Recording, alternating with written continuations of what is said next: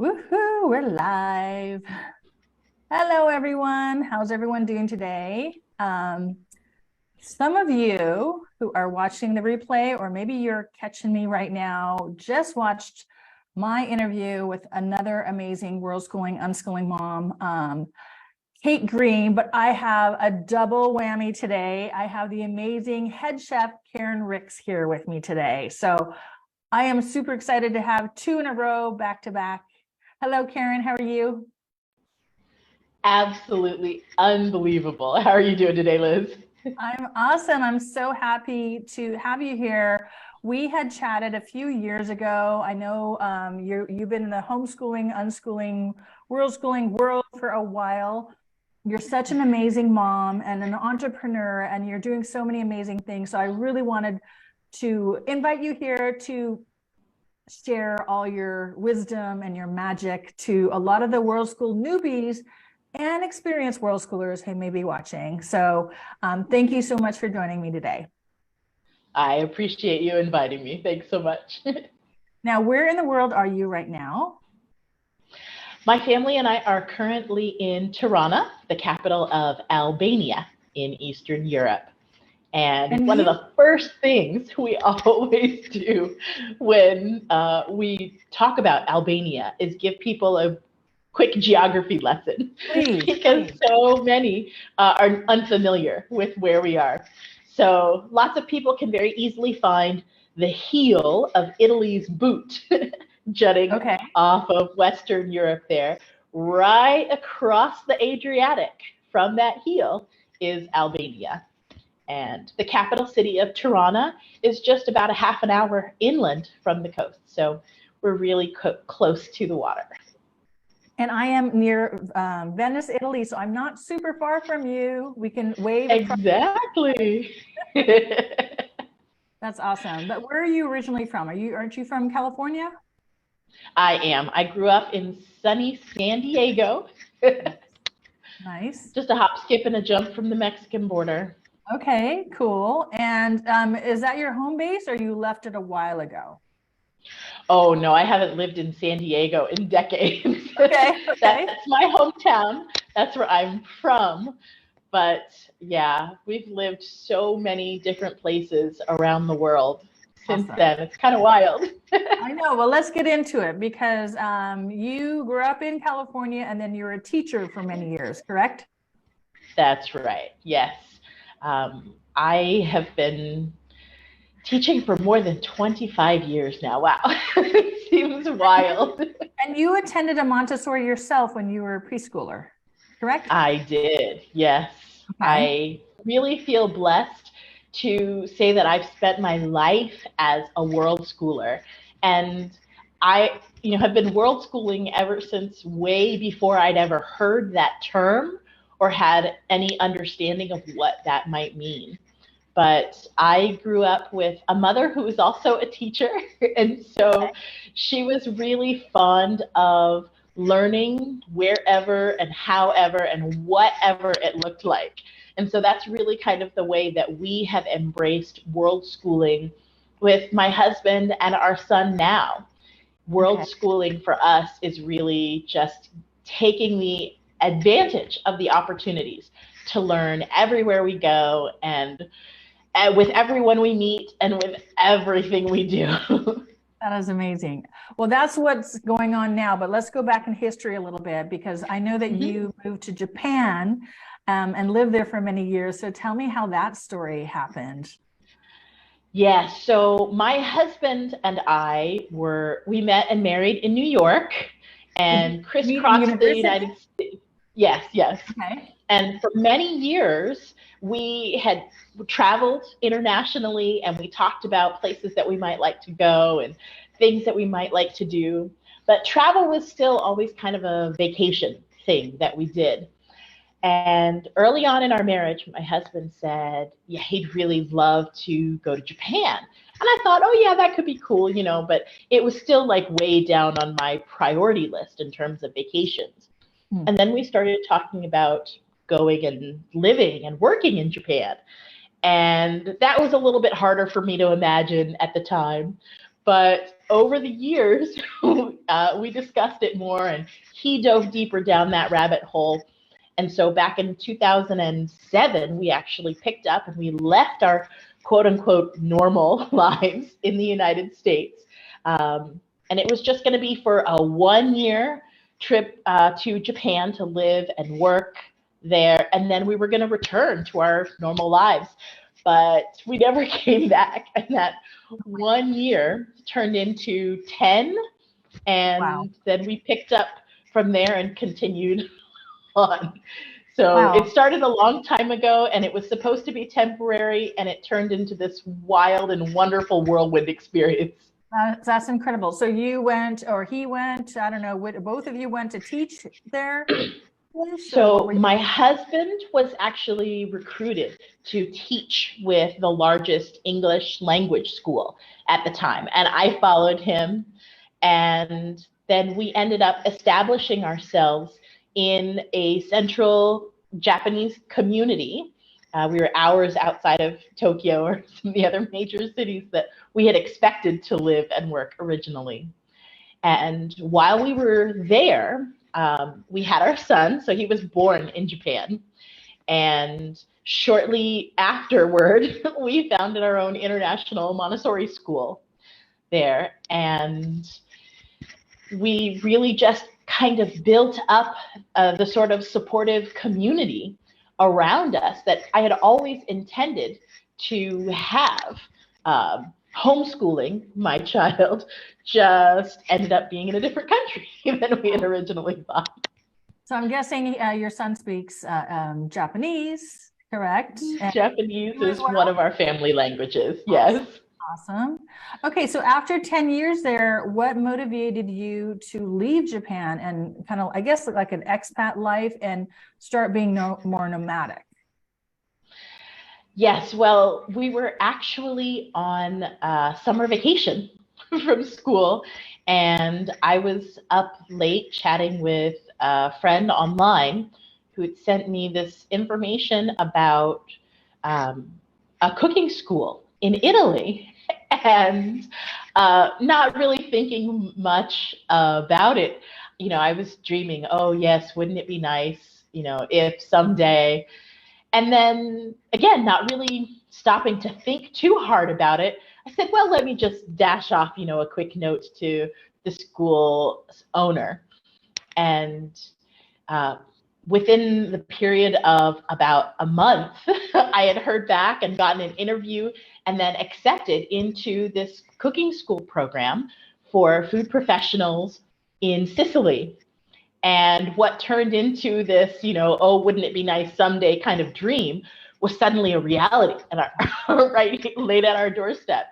And it was the kind of once in a lifetime opportunity that I realized I just couldn't pass up. Like if I didn't jump on it then, it would be the sort of thing I might regret for the rest of my life. So we packed it all up. We like sold 99% of all our stuff, basically sold and gave away just about everything we owned to pick up and move from Japan to Italy so that I could go to cooking school. And that was really sort of the launch of our full-time nomadic world schooling adventures. Oh, that's amazing. How long were you in Sicily with the school? So we were there for a few months. And I was going to cooking school all day and then rehashing and sharing all the things that I was learning with my family every night and taking trips around the island on weekends. And it was just wild. It's really hard to believe that it was so long ago, and yet so much about that immersive experience really continues to inform everything that we do in our continuing travels. That's amazing. Yeah, we're my daughter and I are going to spend the month of May in Sicily, so I'll need to get some tips from you later. And absolutely. Then after Sicily, where did you go? So from there, we actually ended up spending some time in London before bouncing over to Mexico. Yeah. And yeah, it was during that, when we left Japan, we're transitioning to Italy. there had actually been an opportunity that we were following up on. So we had anticipated staying in Italy for a couple of years. And when plans changed, we're always remaining flexible. We hopped to London, like I said, and then to Mexico.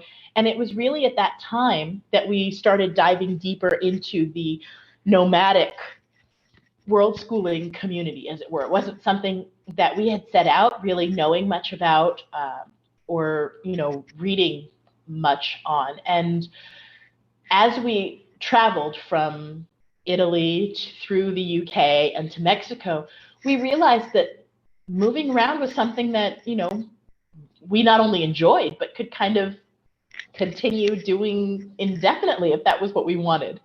And so that, like I said, sent us further down the rabbit hole.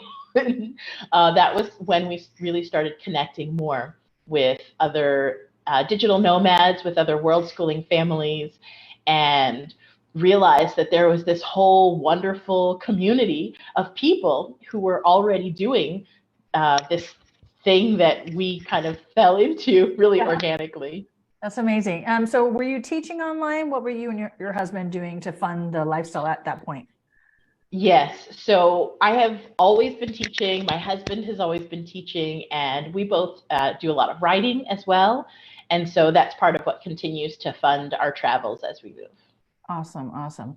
Okay. So do you prefer to slow travel or fast travel? Because you're telling me like a few places you went to, and I know you were in Albania for quite a while. So that's definitely slow. What do you guys prefer to do? Well, initially I thought we were traveling pretty quickly, but I suppose the speed is relative too. And the more people I meet, the more I realize that travel styles can really run the gamut. So for us now, I would say we are really a slow traveling kind of family, which makes sense because it falls more in line with a lot of the things that I like to do, including slow food. So we tend to stay in one place for, I guess, a relatively long period of time. A month is short for us, and we have spent as long as a year in a place. Well, since leaving Japan after a decade. Okay. So when we travel pretty slow. I'm guessing you like to learn about the local cuisine since you're a chef and learn how to cook those things. So tell me, because I love to discover new cultures sometimes through food and art and culture, history and all of that. But you're definitely a foodie. So how do you go about finding out how to make like the local traditional dishes? Oh, goodness. Well, there are so many different ways. And as I said, the longer we travel, the more people I meet who have had wonderful or sometimes even terrible food experiences in a variety of places around the world. So I have an ever-growing list of recommendations from people that I've met and people who are excited to share their experiences with me too. And so when we land in a new place, in a lot of ways, it doesn't necessarily feel new anymore. I might have some contacts or people, friends that people have introduced me to online, restaurant recommendations, whatever the case may be. But I also tend to be a pretty outgoing person as well. And I have had the pleasure of striking up conversations with strangers in local markets that have turned into long-term friendships and following people back to their homes to learn how to prepare whatever they're cooking for dinner that night too. So it's really, really amazing. Yeah, that is such a great way to get immersed in the local cultures, follow people home from the market. That's hilarious. What are your favorite? And not only is it a great learning experience for the food, but it's also an amazing cultural and linguistic introduction to a place too. Exactly. I found that especially helpful here in Albania, which is the first country that our family had landed in where we didn't actually speak any of the local language when we first arrived. So that's been a big learning opportunity too. You guys speak obviously English, Japanese, and what are the Spanish, I think, right? A bit of Spanish, a bit of Italian. We're learning a lot as we go. Okay, good. What are your favorite countries in regards to food? Oh, goodness. I mean, you look at Everybody wants- Japan and Italy. Those are Yes. two major food heavens. They really, really are. And the food Mexico. everywhere is always something that I love and enjoy going back for. The thing about food is that it's different in different regions, even, just from one city to the next, from one season to the next. And so every time we have an opportunity to visit, even if we're returning to a country we've lived in before or a city that we visited before, if it's a different time of year, it feels like everything is new again. And it can be new again for us, especially if we've just transitioned from another country or from another continent, where there are certain food items that may be more or less widely available. So as much as our diets are constantly changing, they're always following the seasons and following the regions in which we live. And the beauty of being able to cook is that I get to play with all of the different ingredients that we find at our disposal. And your son, how old is he now? He is 12. Okay. And you call him Little Sue? Your sous chef? That's right. He's not so little anymore, but he has been my sous chef since he was an infant. Wow. Some of his earliest memories of cooking are from some of the pictures that he's seen where he was literally in a sling on my hip and we're stirring together over this. Cute. That is so cute. Okay, well, so with your education background, let's talk about how your son learns. And you, above and beyond world schooling and also, attending your Montessori when he was younger, you're now unschooling, correct, your son? And why did you choose that method? Well, I won't even say that that's something that I chose specifically, but just like our wonderful world schooling adventures now have become nomadic because we decided to pick up and move, we really sort of organically flowed out of the brick and mortar school that we founded, spilling out into the world, and our learning has just kind of grown and evolved as part of our journey. So if we had to categorize things now, our family would probably fall into the realm of radical unschooling, which really means that the learning is truly organic and it's self-directed and it doesn't follow a schedule or an agenda of any kind. We really follow our interests, our passions, the things that are accessible and interesting to us at whatever particular time, season we happen to be in our journey. And you don't have a typical day or a typical week. There really isn't. And it's important for me to emphasize that this isn't just like our son's education, but it really and truly is a family education. It's something that is a very intimate part of our everyday living experience. For us, unschooling isn't just about living as if school doesn't exist, but it's really about learning and growing into the people that we most want to become and studying and or creating the things that we most want to see in the world. And so that's what we have an opportunity to do every day. And that doesn't mean that, we don't use books or online tools or things like that, because we do all of those things as well. We just don't necessarily follow someone else's arbitrary schedule or timeline of what that should look like. Okay, so lately, what has your son been interested in lately? Because I'm sure it changes, right? It does change, actually. And I think it's hilarious because now that we're no longer in North America, we came back to Europe after having spent a lot of time in North America last year. And now he's into American football. Oh. That's funny. Right.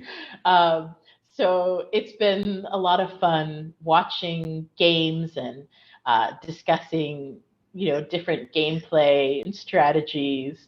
And learning actually the physics of football and full contact sports. It's wild. Does he play sports? Is he athletic?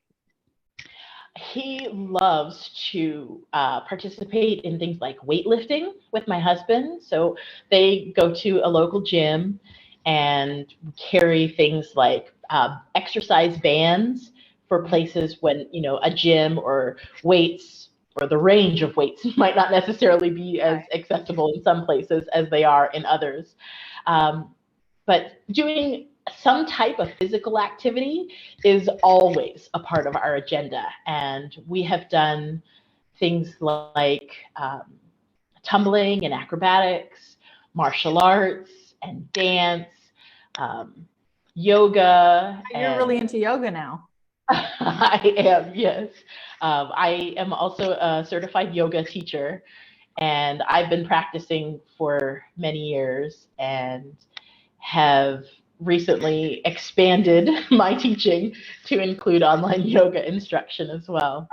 Awesome. But we also will just go to, swim. We've been out in beaches off the Adriatic, local pools and swimming resorts, local trampoline park, or obstacle courses, all of the physical things. We love doing that stuff too. And you mentioned some online learning. What does he do? Some apps or programs or outschool classes? I mean, what kind of things is he doing online? He's participated in a variety of different kinds of classes, from math camps and gaming clubs and Khan Academy, different online lectures. There's an engineering school thing. It's about constructing and building, and I don't know. There's so many different things. Sometimes it's hard to keep track. Yeah. Well, I was going to say he's a bit young, but do you think that if he wants to go to university, are you going to start keeping track of what he's learning just to help with college admissions if he wants to do that? I said it's hard to keep track, which is why I don't rely on my memory at all. Okay. But ever since he was a baby, I kind of became super obsessive about things like taking pictures. Okay. And so one of the things that we've done since his infancy actually is documenting a lot of what we do as a family, what he's doing more specifically with a private blog. So we take photos and we share notes about all the different things. We've written books, and so he has the opportunity to contribute as well, jotting down his memories, his perspectives, his big insights in the learning that we're doing. And not only is it a great opportunity for us to share, again, privately, just, with a few friends and family who are scattered around the globe, but it also serves rather conveniently as a sort of educational document that tracks all of the learning and the growth that has been happening, like I said, since he was born, really. Right. And I have had the benefit of actually chatting with folks like Kate, who you talked to earlier today, I know, about the process of, admissions in higher education, and others I know who are educators in universities around the world, and they all agree that any document that we put together based on the records of our travels and our learning experiences would make him an absolutely stellar candidate to go anywhere he would want to, if that's what he chooses to do. So you think he's going to go down that route, or you think he's going to do something? I have absolutely no idea. It's something that we talk about on occasion. And if that's something that he decides that he wants to do when the time comes, he knows that that is one avenue that's available to him. And he also sees his entrepreneurial parents who are, doing a variety of different things as well, creating and whatever else. So he can see a wide variety of options. Well, not only that, but the sorts of careers that we are seeing expanding right now are things that we couldn't have even imagined when we were children of his age. Exactly. So we're continuing to encourage him to utilize his imagination, as I said earlier, to just create the sorts of things that he would love to contribute to the world. And with that natural entrepreneurial spirit, if that's something that, you know, he desires to turn into a career, then that's another possibility that's available to him. That's awesome. So what advice would you give to parents who are starting to think about world schooling and they're trying to figure out how to do it, whether to homeschool the kids themselves, find some local school, do some online schools, or unschool? What would you, I mean, I'm sure you would encourage them to consider unschooling. What advice would you give to them? Well, honestly, the first thing I tell parents is that, as inspiring as it might be to look at a family like mine who is doing something so radically different, maybe have never even considered that before, I think the very first thing to do is to really sit down and have an honest conversation about where you are in the now, whenever now happens to be, and what your future might look like under the best or you know, under the current circumstances, so that you can start to map out some ideas of where that journey might take you. And it's really, really helpful to have all of the family members on the same page with regards to what that looks like, because the educational journey can be a joyous one, or it can be a fight. And the fights are no fun if you're not on the same page. If one party has expectations that are very different from another, if it's a constant battle, then not only is it not going to be fun, but the learning isn't necessarily going to happen in the ways that parents might expect or that children might actually retain. So after having a really honest conversation about what you want your learning and your life to look like, I always encourage parents who have spent any time in what we consider traditional schooling from a Western perspective, as it were, to de-school.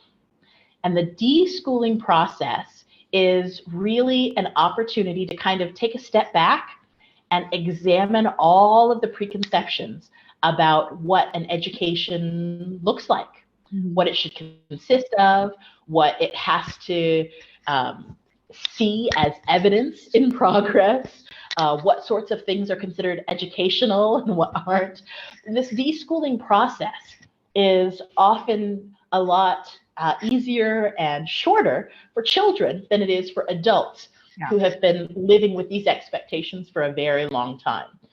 So I encourage parents, and not to do this over like a spring break or a summer vacation kind of period with the expectation that things are going to pick back up in an academic sense once that period is over, because the extension of that process is something that you really can't set on a specific timeline.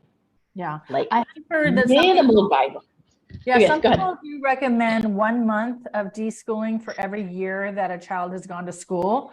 So if they're a high schooler, I mean, this is like a year and a half of deschooling. Exactly. I was just going to say the same thing. The minimal guidelines that I've heard people encouraged to explore are a month of deschooling for every year in any sort of traditional institution. But if you're going to apply that then to the adults, then you can see how many more months it's going to take for us to deschool. And that deschooling often feels like a vacation.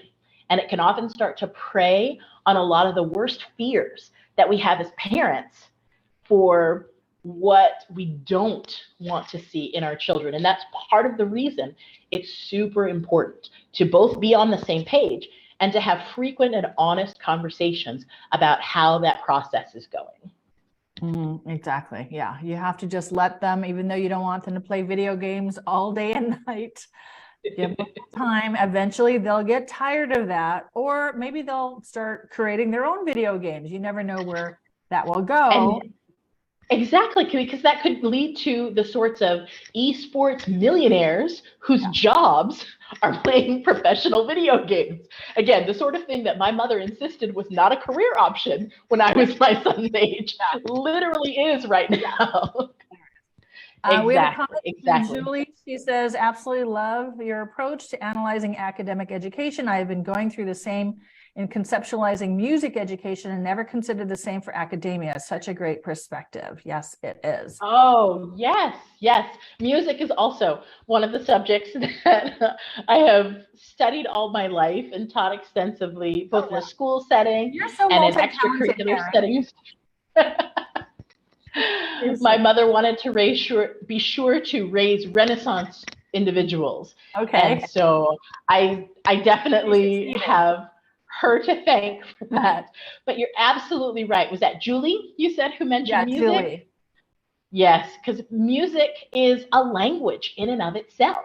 And the study of music and music literacy and the oral receptors to even noticing pitch changes and intervals and things like that are all the sorts of types of learning that are slowly disappearing from a traditional education, yes, but that are really a rich part of our human existence. Exactly. And something that I feel is just as important as learning how to read and write letters and numbers. Why not learn to read and write music and play instruments and create art? All of these things are a valuable part of our natural desire for human expression. Right. And that's just as important to learn as, you know, literacy in numeracy. Creativity is such an important 21st century skill, not just learning how to cook well and do music, but just think outside the box, because that helps you think creatively. And it's being cut back in traditional schools. And I keep telling people to watch Sir Ken Robinson's TED Talk, Do Schools Kill Creativity? Yes. They do. So, and, you know, so many other life skills that are, I think, much more important than some of the academic things that they push you to learn in school, and then you will promptly forget after the test is over. Right? What's the whole point?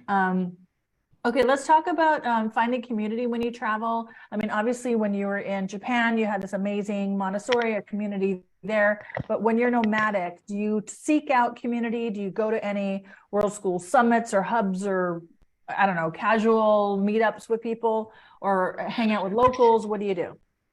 All of the above. Okay. Part of the reason that we were back in North America, we were encouraged. We had been trying, actually since 2020, to meet up with Lainey, who I know you also interviewed, and participate in one of the Project World School Family Summits. Yeah. So we got to do that last year. We spent some time in Guanajuato, Mexico. And because we'd been trying to catch up with her in different parts of the world for years, that was really exciting. We had an opportunity to meet lots of families, like Kate and her family, face-to-face, that we'd only interacted with online before.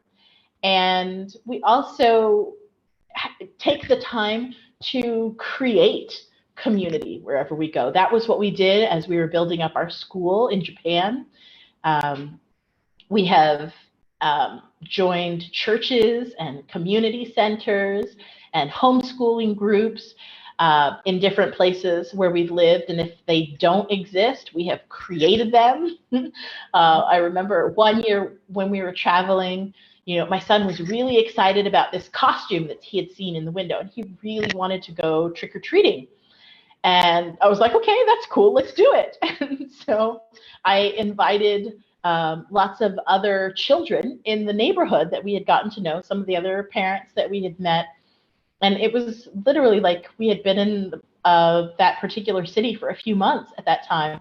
And we got together at least a dozen families, and I enlisted the help of a variety of shop owners to pass out treats to the children, because we were in a community where trick-or-treating wasn't really a thing. So it took some partnering with, we've done this actually in several countries around the world. Okay. But I literally have gone around and basically told the shop owners about this funny American tradition of children collecting candy, and give them the magic phrase so they know when they hear trick or treat from the children's mouth, that's when they can give out the candy. And I have bought candy or things for them to pass out. I've had some who got so excited about the idea of participating that they made or bought their own things to pass out. Nice. And then we just bring everybody together and we go on create our own little trick-or-treating routes, and everybody has a good time. So it's a lot of fun. But I guess that's, again, part of my, not just entrepreneurial, but just sort of outgoing spirit. Sure. If it doesn't exist, then I know that that's something that I have the ability to create. Yeah. You are so confident about that. I don't know. My daughter is so introverted and I'm kind of medium, but that's amazing that you're so extroverted about that. Yeah, I think your personality definitely helps you while you're traveling, right? Kind of breaks. As I said, I can definitely be very outgoing. I can be the social butterfly when I choose to be. And it also, like I said, it's really helpful in terms of connecting with people within the communities in which we live, learning the cultural norms, getting to know and understand more about the language and the local traditions. All of that really comes with interacting with people. Yeah, that's amazing. So tell me how your family's world schooling journey has benefited your family, like being nomadic, going around the world, learning about different cultures, finding community, starting Halloween events. How was all of that? You know, and cooking up a storm around the world. I mean, you're doing so much. Definitely. Family compared to if you stayed back in the States living a regular sticks and bricks life. Well, I often joke that I don't even really understand the meaning of words like regular and normal because we didn't just kind of step outside the box. As a family, we've really smashed and burned the box, and we're dancing around in the flames. But what our lifestyle really does is it has drawn us together as a very tight-knit family. You know, my husband is my best friend, and even as you know, he's veering off into adolescence. You know, my son and I have a really close relationship. You know, we talk about all kinds of things. And I love that despite sometimes literally spending 24 hours a day together within the same four walls, we still really like each other as a family. We enjoy hanging out with each other and spending time together and doing things together. And I love that for our family because too often I have had the opportunity to connect with parents who feel like the other members of their family are kind of distant or people that they don't really know because they don't have the opportunity to spend as much time together. And when they do, especially if you know they're having those kinds of educational fights that we talked about, it's often more time spent in conflict than really in community, you know, really just getting to know and appreciate and hang out and enjoy each other's company. So I'm really happy that we just still like being around one another. That's and wonderful. It's a blessing to be able to do so. That's great. What are some of the challenges you have faced by living this lifestyle? Well, as much of a blessing as it is to travel as wild as frequently as we do, people often assume that we're constantly living on vacation. And excuse me, that's just not the case, you know, obviously. But we also are blessed to have English as one of our family languages, which means that, you know, as we travel around the world, there are lots of people who like to practice their English with us. And that has the added, you know, benefit or misfortune of sometimes encouraging us to speak English because it's easier than learning the local language. Right. And language learning can be a challenge, especially when we get to places like Japan or Greece, where we have to learn a new syllabary as well, or when we're in places like Albania or Macedonia, where there are not a lot of fluent English speakers, especially as you get out into more rural areas. But as I said, it's also been an amazing opportunity for us to really put things like linguistic and cultural learning as a priority in everything that we do. And it's helped us to make some really amazing connections with people in our travels that have helped us to really feel like a part of the communities in which we live and not just tourists passing through. I love it. I love it. Any words of wisdom to share and inspire to encourage other diverse people of color families to start traveling? Because I feel like some of my friends have a bit of fear. Sometimes they say, oh, I'm thinking about going to Argentina, but I heard that they're not very friendly towards us, you know? So what words of wisdom would you have? Because you've been to many countries and you're thriving and you're doing an amazing job being a global citizen, but still people are afraid. They're afraid to make that step. There are a lot of fears that we work regularly to overcome when we step outside of whatever has been normal or expected for us to do something as exciting and as adventurous as traveling the world. And one of the things that I really enjoy sharing, especially with other Black people or people of color, is that despite growing up with a lot of, racism and microaggressions and even overt racial aggression or oppression in the United States, I am really met with a lot more curiosity than animosity or fear or anger or hatred elsewhere in the world. And to be honest, it's kind of a relief. It's really freeing. There are a lot of people who are especially curious about our particular family makeup, because my husband is white and our son is maybe a little bit harder to pinpoint sometimes, depending on, when his hair is long or short or what he's wearing or the particular melanin content of the people around us. People aren't always sure what to make of us or don't always immediately peg us as a family unit. And so, like I said, there's a lot of curiosity.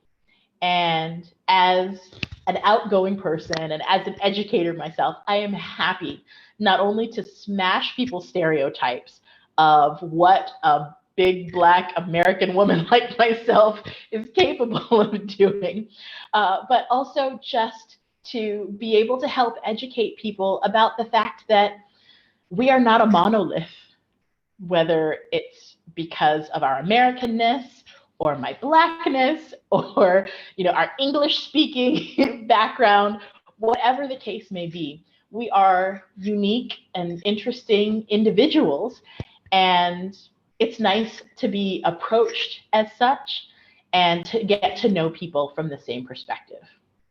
I love that. You are spreading wisdom all over the world with world schoolers and locals too. I really like that. I do try to tell people when they say, oh, you're here on vacation or on holiday, I try to normalize our lifestyle. Say, actually, no, this is our lifestyle. We travel full time. What? So yes. I spend time explaining what a digital nomad is and how to world school. And people, I'm also a mixed culture too. So people, well, where are you from? Because they can't peg me either, Right, oh, right. Dad's from there. My kids have a little Italian and this and that. So it's kind of fun. But yeah, people are like, oh, wow, that's so neat. And I just say, we're happy to be here and be global citizens and learn your culture, and all of us become global citizens. So I do think that's the future. And so you're super trailblazing in that sense. So what advice would you give to world school newbies in general? I mean, other than do it, because I think we're pretty happy with this lifestyle. Otherwise we wouldn't be doing it. So what would you, Exactly. Oh, goodness. Well, in a lot of ways, I'm really glad that, as I said earlier, we sort of fell into this lifestyle organically. When we started, in fact, even way back when my husband and I were just leaving the US for Japan, there wasn't a lot of information readily available to us about what life could look like. And we didn't know anybody. We didn't hear the stories of anybody who was doing what we were doing at the time. And that's very different now. On the internet, you can find groups of tens of thousands, hundreds of thousands of people who are all learning and sharing and growing, and groups like yours where you can literally have somebody walk you through some steps to help guide you in the process. But more than anything, we learn by doing. And there are so many things that you're not going to learn until you are actually in the midst of doing it all. And so I like to encourage people to start before they're ready. Because the real learning begins when you take the leap and you start doing things that you've never done before. And not only will you likely find that you're more ready than you anticipated, but you'll also start learning new things that you didn't even realize you needed to learn. And the learning is more meaningful when you're in the middle of it all. But if you don't, you can find yourself, studying and doing research and going down the rabbit hole forever. So there is no perfect time. There is no exact right amount of money to have saved up. There is no perfect, study that you can do of the language or the culture before you land in a place. Sometimes you got to just make the leap. And I always think it's a good idea for if people aren't ready to sell their house and all their belongings and go full on, to just try it out for a month or two, and see if they like it. And again, just baby steps. They don't have to do it all, jump in 2 feet, I guess. Exactly. As I said, our story is pretty unique. Not everybody picks up and sells all their stuff and moves to a different country where they're not necessarily fluent in the language and don't know anybody and all of those wild things. But you're right, there are things that you can do to prepare in the process. But as I said, there are things that you're not going to learn, not just about where you're going or what you're going to do, but about yourself, right? Until you actually do it. Exactly. We have a quiet audience tonight. I just wanted to give everyone one last chance to ask Karen any questions before I ask you. I think my last one is let us know about your projects you have, and I will put in the link your website for My Kitchen Classroom. So you have classes for kids or adults or both online for cooking? I teach lessons, both cooking and yoga, for all ages and abilities. Okay. And in fact, my latest project, which is just going live this spring now, is sort of a combination of the two. I'll be teaching some Ayurvedic cooking lessons that incorporate the life science of which is its own kind of special branch of study. And it incorporates so many of the wonderful things that I love about cooking, along with some of the yogic traditions that I've been studying for decades, and all kinds of delicious and fun flavors and cooking traditions and techniques that I've picked up from all over the world. Okay, I was wondering, have you been to India yet? Not yet. However, I have been blessed to be able to study with some Indian chefs, both during the time that we were in Japan and also last year while I was in Mexico. Okay, so I get a chance to meet up with and study all different kinds of food everywhere in the world. In fact, here now I've been learning some really amazing things about Syrian pastries from some of my neighbors here in Albania. So I am learning Arabic and studying new pastry techniques that I had never seen or learned before. So it's always something new. And again, this is why I remind people that this world schooling thing, it's not just about educating the children. I'm learning new things every day as well. And it's so much fun to be able to share. That is amazing. Okay, are you active on social media, Instagram? Like where can people find you other than your website? Yes, you can also find me on Facebook and Instagram under my name. It's Karen M, like Mike Ricks, and the hashtag Our Kitchen Classroom. And I share things about our travels, about cooking, about yoga. I have 2 separate YouTube channels, one for cooking and one for yoga. Okay. And I will find all your links and put them in the comments. So perfect. Thank you. Karen, this was such a great conversation. You're such a fascinating person. I Want to be you when I grow up, I think. Well, that's hilarious because I always joke with people that I still don't know what I want to be when I grow up. So we can continue to learn and grow together. You're inspiring. Thank you so much. Thank you so much for inviting me. Hey, thanks for watching. This is Lizz Quain with Trailblazing Families. My twins and I have been traveling and world schooling for over 6 years, and I'm happy to share about our experiences. Make sure to check out the other videos on this channel. I do have a playlist of all the other interviews of other world schooling families and service providers. We're all happy to share our information and wisdom about how to best live this world schooling, digital nomad, and family travel lifestyle. If you're new to world schooling and need a bit of help, I do have a super comprehensive 12-week program on how to travel extensively as a family and how to world school, how to educate your kids. There's many different ways to do it. So reach out to me and schedule a no obligation Zoom meeting so we can have a quick chat and see if my program is a good fit for you. Thanks and happy trails.